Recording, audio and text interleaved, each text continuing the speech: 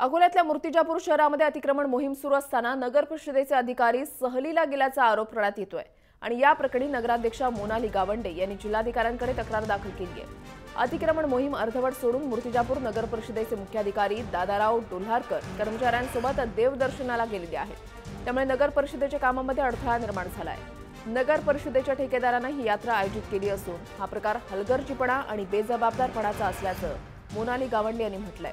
त्यामुळे या कर्मचाऱ्यांवर कारवाई करण्यासाठी प्रयत्न करणार असल्याचं त्या म्हणाल्या।